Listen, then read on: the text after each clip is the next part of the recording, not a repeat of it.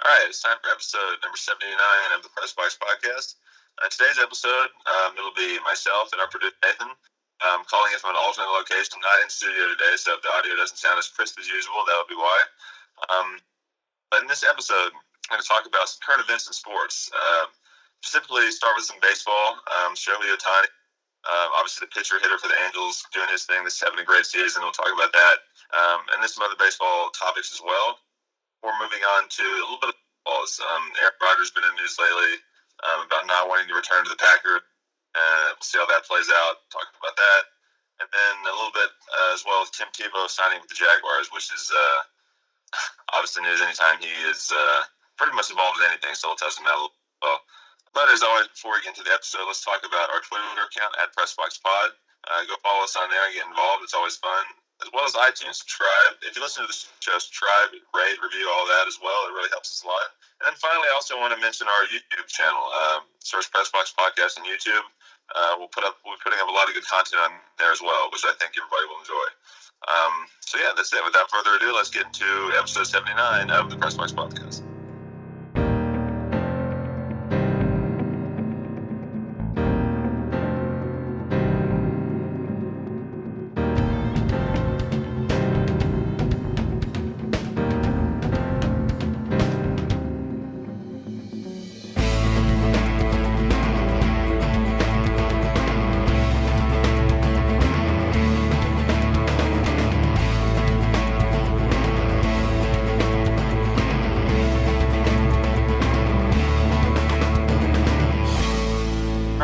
On this episode of the Press Box Podcast, we're going to talk a little bit about some current events in sports that's happening right now as we head into the summer months. Obviously, we got baseball in full swing, football training camp approaching. They're actually going to start not June yet, but they'll start in late July. So a lot happening. The NBA playoffs are just about to begin, and then we have golf as well. But we're going to start talking a little bit about baseball, specifically. Kind of some stuff that's been in the news lately with the, I don't know if you call it the home run chase, but, a lot of guys trading leads for the league leading home runs here. Specifically, I want to talk a little bit about Shohei Ohtani, who has hit 15 home runs this year, is tied for second right now. But obviously he's a big story. He has been for a few years now because obviously he's pitching and hitting, right? So, but this year's kind of been like a little bit of a breakout season for him. Was tied for the league leading homers to start the week. I believe he has like a 2.8 ERA right now. He only has one win. He made 6 starts. And then of course everybody they go crazy over his 100-mile-per-hour fastball or whatever. But yeah, just want to talk about him a little bit to start. Nathan, your initial thoughts on Shohei Ohtani, the Shohei Ohtani craze, specifically what he's doing this year? Well, I didn't know what he was doing this year until about, I guess, at the time of this recording when we were looking it up. But I think I forget what my initial thoughts on him pitching and hitting were when he came into the league. But I guess it's cool that he does both. If he can do both well, I guess more power to him. I would think though that I would think that he's limited. I would think that he's limiting himself in both areas by trying to do both. Like, in other words, if he committed himself fully to one or the other, I think he'd be a better pitcher or hitter, you know?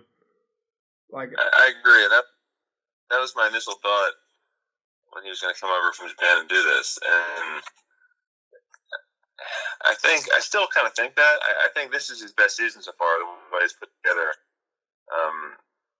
His pitching and hitting together here, and he had Tommy John surgery in 2019, so he didn't pitch. But yeah, I still think that they should just make him choose one. Like they're probably not going to do that, and I think that pitching is more of a premium position. So if I were them, I'd probably just convert him to a pitcher 100% of the time. But if you have a guy that can hit 269 to 15 home runs through this point in the season, I mean, he's on pace for probably, I don't know how many games he played exactly, but close to 40 home runs. If you can hit 40 home runs and hit 270, I mean, it's great. So maybe he just keeps doing this. Maybe they make him a hitter. I don't know. So you say if he can hit 40 home runs and hit 270, he can be like an above average pitcher. Maybe not a great pitcher, but above average. They might as well get both out of him. You're saying?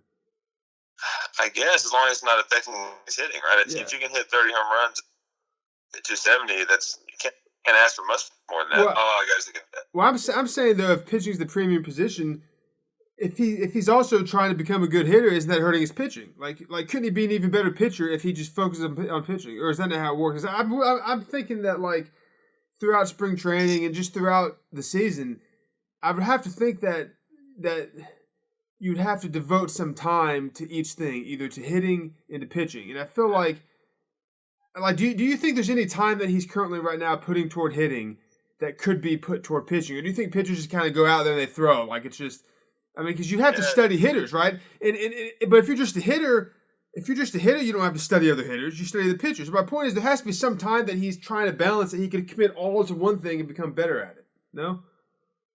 Yeah, I mean, okay, so the way it usually works for pitcher, he's a starting pitcher. So after he makes his start, like during the week, he's obviously got to play catch every day and work on that stuff, and then he'll throw like a bullpen session once in there, on the bullpen, like 30. So, but typical pitchers just do their running during the week and then they work out or whatever, and then they just play catch every day, like before they make their next start. So as far as like actual physical stuff, he doesn't have to devote a lot of time to it besides keeping his arm in shape, and then he can just take BP and hit the rest of the time. But yeah, your point is well taken, that I guess the extra time, like studying either hitters or pitchers, you're probably taking away from one or the other, I guess. Yeah. Do you think if say the time he's currently devoting to studying other pitchers, if he were to take all that time and put it toward his pitching and study the hitters he's facing, do you think that would make him that much more of a better pitcher? Do you think it's not really something that would make him that much better? Since the physical side is kind of. I think that example would actually make him a better hitter. Like if he took his time away from pitching and worked on his swing more, like just hitter, I think he'd be a better hitter. Okay, so you don't think it's really affecting his pitching then? Not because, obviously before he starts, they go over the lineup they're going to face before the series and things like that. And then a lot of it, of course, pitching is just what kind of stuff do you have? But to your point, I guess would it affect his hitting that much being a pitcher? Because after he does his running, because you pitch like one day a week, right?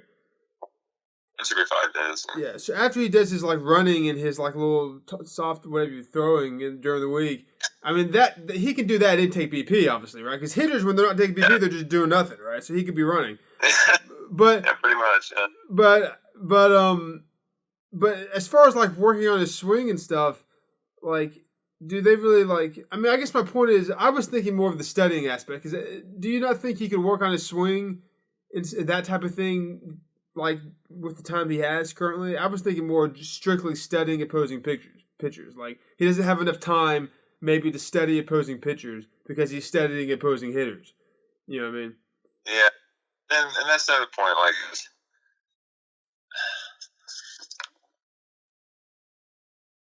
I don't know exactly how much study.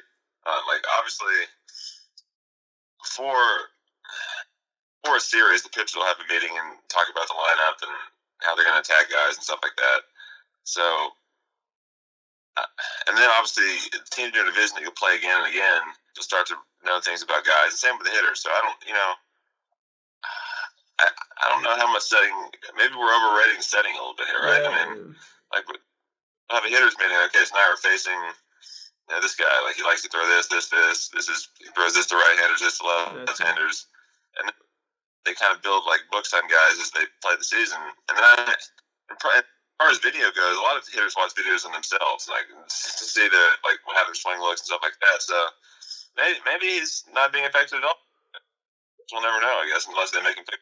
Right. Well, okay. See, I didn't know that. So do they have one of those meetings before every game, or just every series for pitchers, indoor hitters, where they'll get together and talk about whatever? Like, if you're a hitter, do they have one of those before every game, or just the series? Before every game, but they'll have one at the start series a little longer to talk about more general stuff. And if you're a pitcher, do they have those before every game too, or just the series? They'll have one before the series with all the pitchers, and then before every game, just that night start. The catcher and the pitching coach. I see. Okay, so yeah, so it's I guess it sounds like yeah, it sounds like during the week, like in the morning, like in the mornings if they have a night game, it doesn't sound like these guys are like breaking down film and so they're just probably doing whatever and they show up like this guy's a curveball. Okay, but then it doesn't sound like he's being affected because you're right. I mean, so I take my comment back. I guess I don't think he would be any better of a pitcher if he didn't hit, or any better of a hitter if he didn't pitch. I was imagining more. I think of because this is what I know more about. I was imagining, I guess, like in football where you study game film. And I was just thinking that as like a linebacker, say, if you also had to study opposing defenses because you're like playing quarterback, also like that would take away from your time studying the offense. Is what I'm saying, and that would have to result in a lesser product on the field. Is what I'm thinking. But it sounds like that's not the case. I guess I was trying to apply the way you study footage or film in football to baseball, which doesn't sound like it's the same. So. Based on what you just said, then I changed my comment and I would say that he keep doing what he's doing. Yeah, I think he's going to. So the swing. How much do guys? You said that I know, like they'll work on the swing in the cage during BP maybe, but how much do guys look at footage of themselves and like try to like tweak their swing throughout the season? That much, or they just kind of think they just kind of work out stuff in BP before games. More so that, but if they're like struggling with something in particular, they'll go back and look at it. It's not just like a regular everyday thing, I don't think. But again, let's say he has to like look at his leg kick or something. Well, it's not like pitching is taken away from that because all he has to do for the pitching on that day probably is like jog half a mile. So it's like he can't jog half a mile and look at his leg kick. So yeah, I agree. He definitely can. And the nice he's not pitching, he's DHing. So it's not like he has to play a position either. So that's true. Yeah. And then, like I said, we're forgetting too. He only pitches once every 5 days. So 4 out of 5 days, he's not even worried about the pitching. He's just hitting. I mean, I know he has to do the running, but I'm saying during the game, he's not worrying about the pitching. Right. So yeah, I say keep doing it. Do you think this though? I don't think this is the case. But do you think this is like you're going to start seeing like more guys that they're grooming to do this? Teams are trying to get to do this. I don't think so. I think it's just like a once. I think like 25. I think like 25 years from now, they'll be like, remember that one time a guy did both? Like I don't think it's going to become a thing. I think you're right because A, there's not many people that can do it, and then B, I don't know that teams would love to like do that to. Obviously, most players are from America or Dominican, and teams wouldn't want to like draft a guy or sign a guy and like develop him as that. Ohtani was already doing this in Japan and was like, "Hey, I'm here, I do both," and they're like, "Great, I got."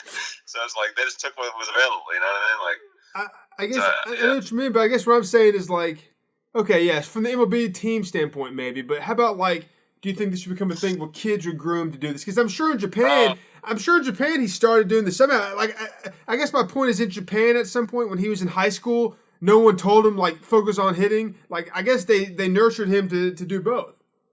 Yeah, that's a good point. I think that.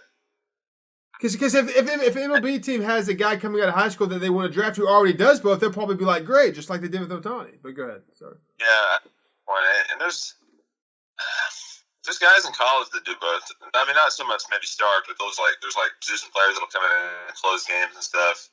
That's not too uncommon, but usually they have a strength that MLB teams are like, okay, this is noticeably your strength. Like we're gonna make you this. But yes, I agree with you. I don't think it's gonna happen that much, or if at all, really. So, do you think this guy didn't really have a discernible strength, or they just thought, or maybe he did, but they just thought, hey, this is a guy from Japan, we're taking a chance, let's just see what happens, even though he has a strength, you know what I mean? Well, they kind of took a chance. They signed him to a pretty big contract, so I guess they were convinced about it. But I guess Japan, besides Major League Baseball, that's like second best league you can play in, or something like that. So I guess they saw his production at that type of level in professional baseball, and it was like, hey, he can do both, as opposed to a college or high school guy that they're like, well, I don't know if he can do both in professional baseball. Let's just make him one or the other. You know? I see, but I guess his success now in the MLB would that not lead teams to say they may have the doubts you just said. The guy's come out of college, we don't know if he can do both at the professional level. He has a strength. Let's pick that. But Ohtani's success in the MLB, especially, why don't they just start saying with these guys, hey, listen, Ohtani's proven it. Let's make him both. You don't think that'll start to happen? It might. I mean, his first year with Angels was 2018. We haven't seen it yet. It's 2021 now, so I mean, well, I don't know. Well, that's 3 years though. So my point is like maybe that I guess you would probably know about it though, but like you don't think somebody they drafted 2 years ago they're currently doing it in some minor, like of course no one's in the MLB doing it yet, but you think there's currently guys grooming that we don't know about that are doing this or no in the minor leagues? Probably are. I think there are, but can they do it in the major leagues? I don't know. But you do think the process has started over the last 3 years that there's some guys now that they're trying to do this with that they wouldn't have been trying to 5 years ago. Probably. Okay. I don't think you'll see somebody do it at the major league level like this productive. Well, that's two different questions again. Question one is do you see teams trying to groom players to do this? Question two is do you think anyone else would be successful at it? I'm saying I'm kind of asking more question one. Are they even going to try to start grooming people? First one is yes. The second one is no. Okay, and they already have started grooming people. It sounds like we just don't know about them yet because it's been too soon. Okay. So staying on that baseball topic, you were telling me, I don't know if you have the name pulled up, the guy from the Mets, the guy hit with the fastball. Let me see his name. I forget. Did you ever see that video? I never watched the video. I saw the press conference you were talking about after the game. It's real. It's yeah. I mean, I don't. Anybody out there who hasn't seen it, I guess it's viewer discretion advised. It's like, first of all, it's a loud sound when it hits him, which I've heard people say that it was gross just to hear the sound, which it's a loud thud. And then blood's, fairly steadily kind of pouring down from his nose onto the ground after it happened. So it's a little, I mean, if you want to see it, just keep that in mind if you're kind of, don't like to see blood. His name's Kevin Pillar. Okay, yeah. All right. The guy that threw the ball was I forget now. I think it was a Braves pitcher. Yeah. But it was this. I'm seeing here some place says it was 94. A couple other places say it was 95. Either way, it was a fastball. That was fast. Yep. But you can start into it because I think you have thoughts about people getting out of the way or how that's possibly. Directly in the face of the fast. Yeah, the pitcher was Jacob Webb, by the way. But so this guy got hit in the face with the fastball, right? He got hit like square in the nose, like not like in the side of the nose. Like it was almost like he was looking. It was almost like you go in a hitting cage, you turn the machine on, you stand in front of it, like in Happy Gilmore, you hit him right in the face. That's almost what it looked like.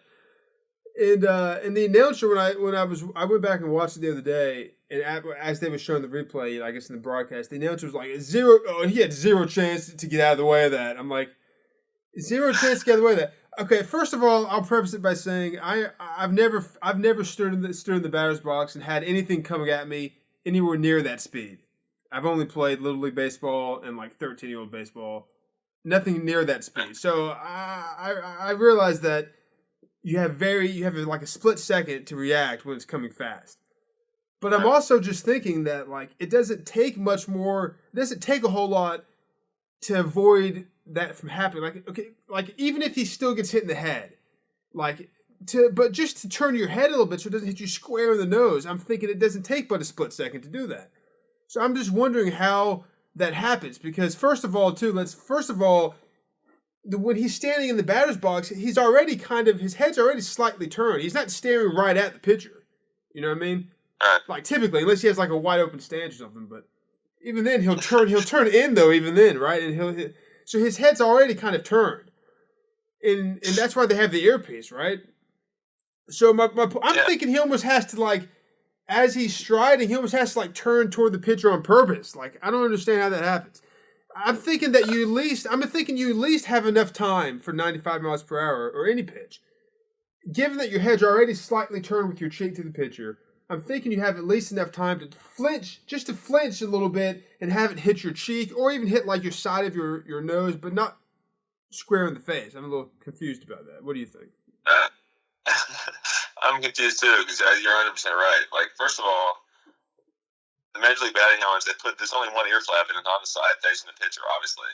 So that's there to protect you, right? So you have that, and then, the pitcher's coming fast, like most fastballs, but hitters recognize the ball like right out of the pitcher's hand. They know what pitch it is, like the general idea of where it's going most of the time. So you're right. He has enough time to write. You're right. Just at least And like you said, even if he doesn't really do it, it's probably going to hit him in the helmet, like, because he's not, you know what I mean? Well, look. It's probably going to hit him in the head no matter what. I get that, but I'm saying to avoid it right in the nose is what I'm saying. Right, and you'll see it. I mean, usually when guys get hit in the head, it's off their helmet or their ear strap or their ear pad or something like that. So this is rare and just kind of weird. Like, I feel like even if it's not right at your head, the default move for most hitters is just kind of turn the shoulder around and take it off the back. Right. So even if you do that default move, it's going to hit you in the helmet. I don't get it. I'm looking at this. I'm looking at it again here, and I guess I'll take back one thing I said. I guess you are kind of directly looking at the pitcher, right, to start with.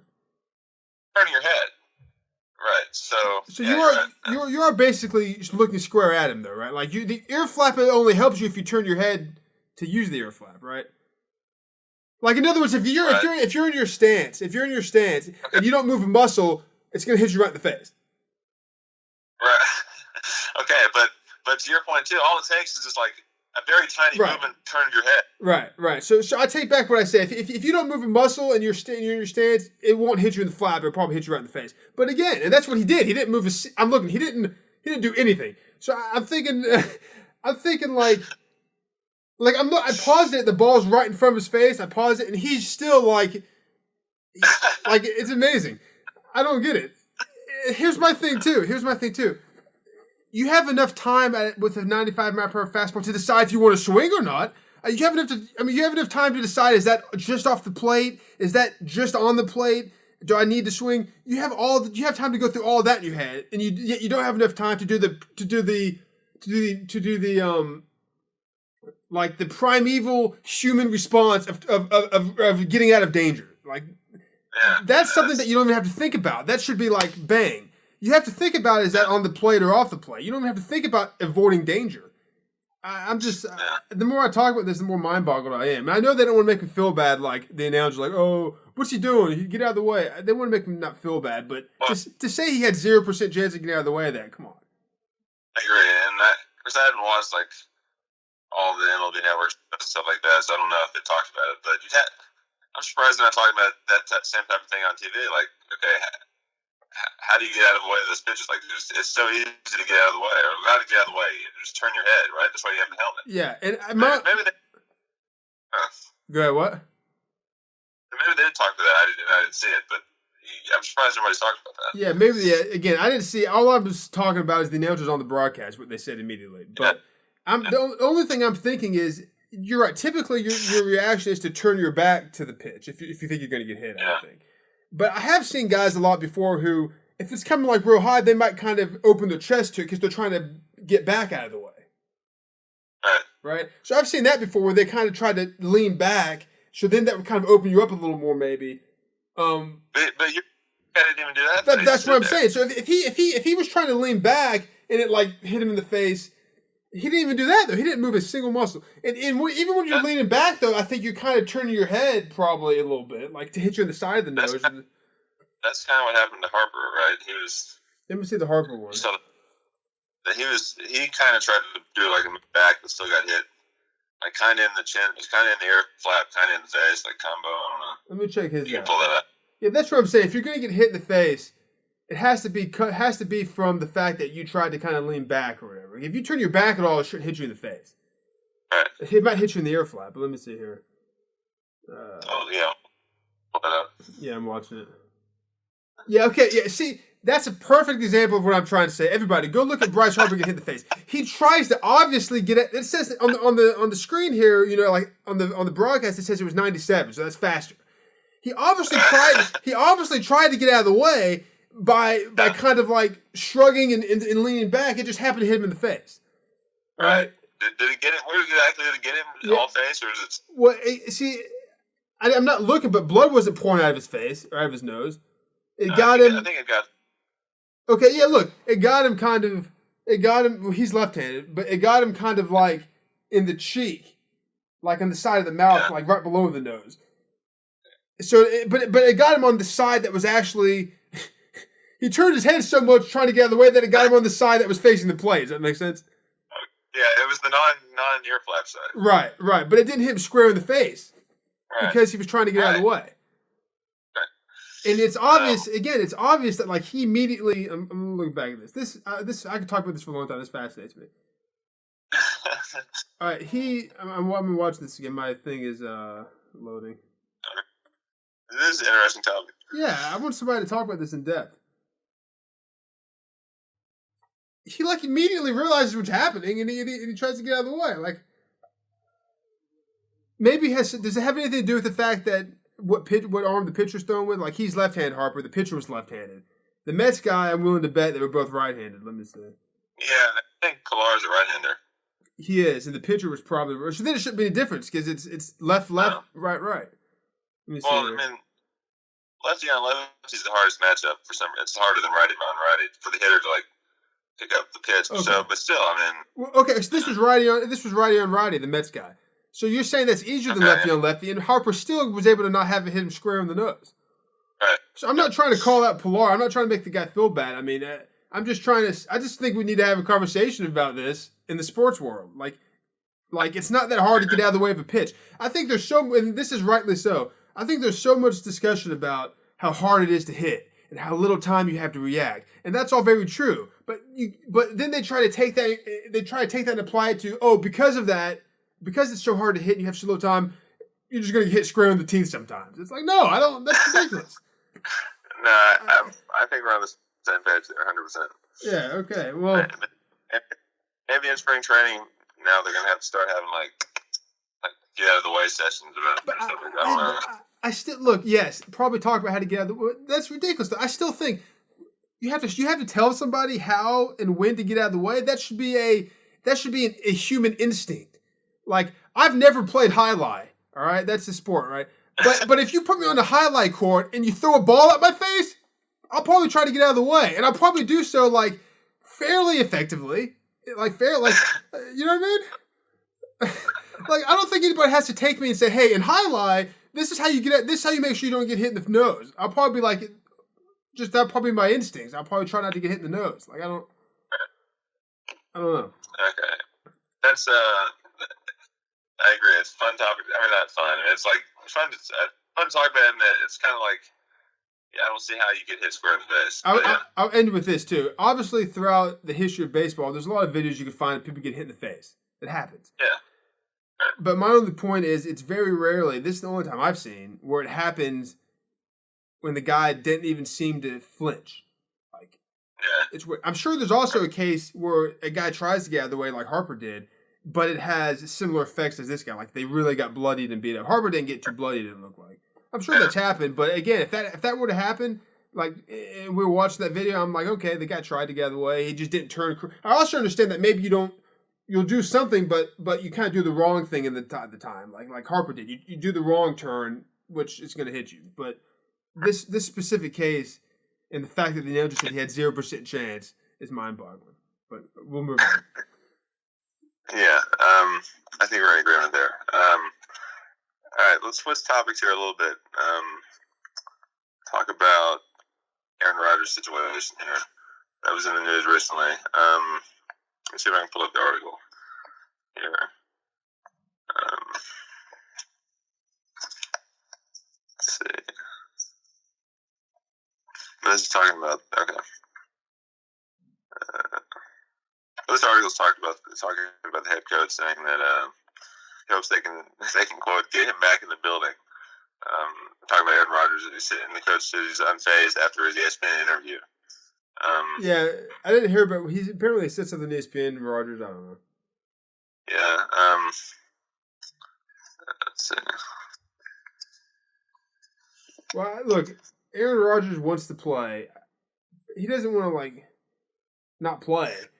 I mean, like, he's not gonna, like, sit out. I don't think. Maybe he will. Yeah. But if I'm the team and the manager, I'm not worrying about it. Like, I'm just gonna go about my business. When training camp starts, he'll probably show up. If he doesn't show up, act like you're gonna start playing another quarterback. And if he shows up week 1, play him. Like, I don't. It's not that big of a deal. I don't think. Like, if you're the coach, I mean, I know he has to prepare, but he's Aaron Rodgers. He's one of the best quarterbacks in the league. You know. Yeah. Well, this talked about how he didn't show up to the OTA sessions this week and all this stuff. Like, doesn't need to do that anyway. I don't know. Like, that shouldn't worry the team. Or why do they care? I mean, Yeah. Now, See, I didn't really see this interview. I just know that it said that obviously he said he doesn't want to be back with the Packers next season, right? I mean, he's under contract, so he doesn't really have a choice. I mean, he can, like you said, I don't think he's not going to play this season, right? So I think this is kind of a story about nothing. Yeah. Let's see. It says he was interviewed, I think, by Kenny Mayne for Kenny Mayne's farewell last Sports Center or last broadcast. What? It says let's see. Apparently Kenny Mayne ended the interview by saying an expletive and walking off the set, like trying to be funny. I guess he didn't care because he was not going to be working there anymore anyways. But yeah, I'm not sure what Aaron Rodgers said. I guess we'd have to watch the whole thing, but Rodgers apparently told Kenny Mayne to invest in cryptocurrency.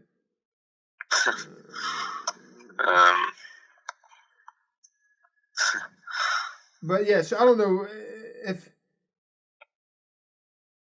I guess Aaron Rodgers' options are either don't play and then what happens. Let's say he just doesn't show up at all. He sits out. Like, what would happen? He doesn't. Can they not? They don't have to pay him then, right? How does that work? He has to be in violation of his contract. Yeah, they don't have to pay him. Yeah, he's not. Yeah. He doesn't get paid, obviously. But and then there's that whole thing with because Le'Veon Bell.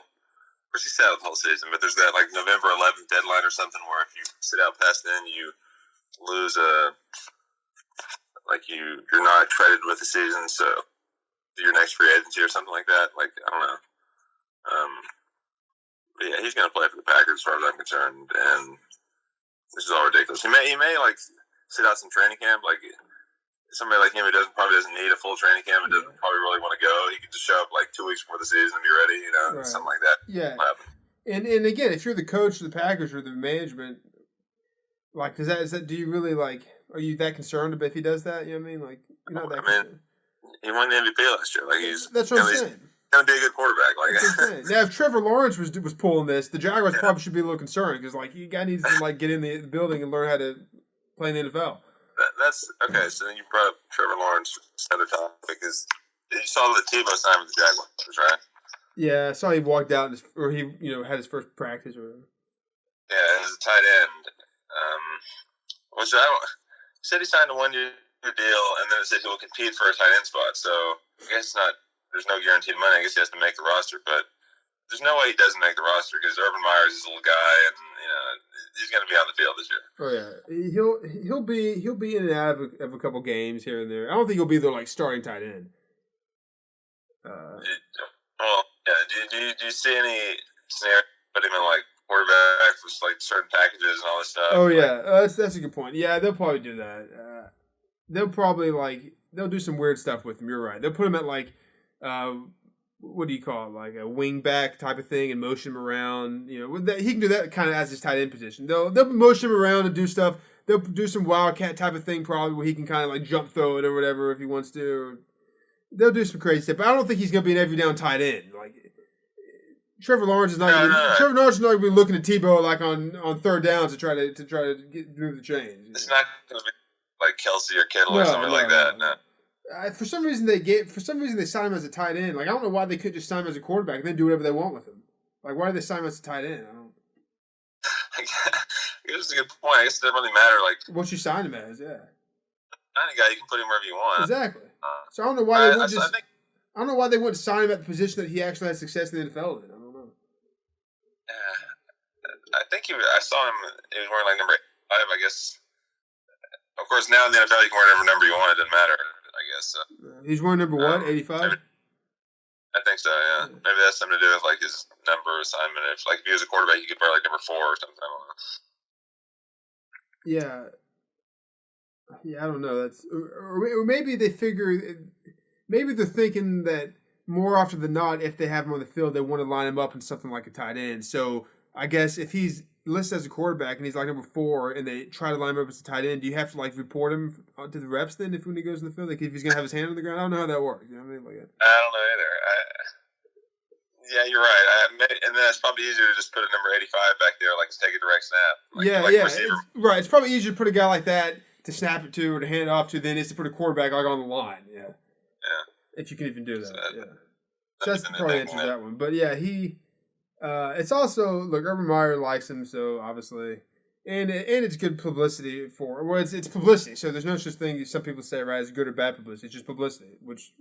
Yeah. I mean, I was just thinking bad publicity. All publicity is good. Right. So it's publicity. So there you go. I mean. But I think it has pretty much everything to do with his relationship with Urban Meyer. Yes, 100%. Yeah. Right. No, I don't think there's anything else that's going on there, or any other type of what do you call it? Favoritism. It's just the fact that Urban Meyer's and him are probably buddies. Yeah, I agree. And what's the deal? What's this mean for his baseball career? Is it over, or is he going to go back after the season? I think it's over. He's man, like he had a lot of like tools, like talent. His BP was impressive. He can't hit like big time pitching. I just can't do it. So I think he realized that. How you said they realized that, the Mets? Well, I think he even realized it. Like you see, I think he got to AAA, just couldn't hit it all. Like. And Double A didn't hit like 212, like wasn't that great. So I see. So he's got kind of like, well, he's like you just said, he's the type of guy who has the. Let's say no one knew who Tim Tebow was. He was just a baseball player out of high school and whatever. He's got the type of talent where he would get drafted and he would come up through the minor leagues, but just he would be one of those guys that doesn't get much further than that. Yeah, I think that's true. So you don't think the Mets signing to begin with was something that was just a publicity stunt? You think he actually had the tools that a minor league guy has? Yeah, I do. Publicity stunt was he got invited to Met camp every season. Yeah. He got moved up pretty quick to Double A and Triple A when he may not deserve. But he could play serviceable minor league baseball player. Yeah, I see. And I think I'm surprised that he didn't at least get an MLB game. I thought that for sure that was going to happen. I think I'm not sure if we podcast or off the podcast, but we both. I know you said you'd probably see him there just because the Mets wanted him there at one point. I kind of agree with that. Yeah, so that's strange that didn't happen. Was he that bad where the Mets thought it would just look like a publicity stunt to do that because everyone knew it was a publicity stunt. I don't know. I mean, if they thought if they put him in a game and he struck out horribly, people would realize they did that just because he was Tebow. But if you put him in a game and he doesn't strike out horribly, people are going to know you did that just because he was Tebow, unless he starts actually playing well. Right. You bring him up to the last week of the season sometime and play him in a couple of games. A lot of guys strike out. Yeah. If he strikes out, then he's not gonna swing himself in a circle with his helmet falling off. He was a serviceable minor league player. I don't understand why they didn't do that. Yeah. I don't either. That was strange. But yeah, I agree with our thoughts on Tebow there, and I'm sure we'll see him on the field this time. And then I'm sure that'll be a topic of all the sports shows that people talk about too. So yeah. All right, so that'll do it for this episode of the Press Box Podcast. A little quick midweek current events episode. We might do a few more of these in the future. Just come on and talk about some things that are in the news right now in sports. As we're in kind of a little bit of a downtime here before the NFL season really kicks into full gear in late summer and August, September, and then we'll, the whole sports world will obviously be focused on that. So, and we'll have baseball playoffs and whatnot. But hope you enjoyed this episode. As always, we'll get our Twitter account, and we have a lot of new listeners out there. So, if you want to get involved, check it out there. Subscribe on iTunes, leave us a review, rate and subscribe. Do you have anything else to add, Nathan? I'll just mention one more time our YouTube page, Pressbox Podcast. Keep that in mind, and you can it's going to have YouTube page will have the full episodes, but also clips from episodes. So that'll be the only place you can go to if you want to just get short clips or highlights from episodes. You won't be able to do that anywhere else. So I think that's would be good if you enjoy listening to the podcast. Check that out. Yeah, that's it. That sounds good. And we'll see you next time on the Press Box Podcast.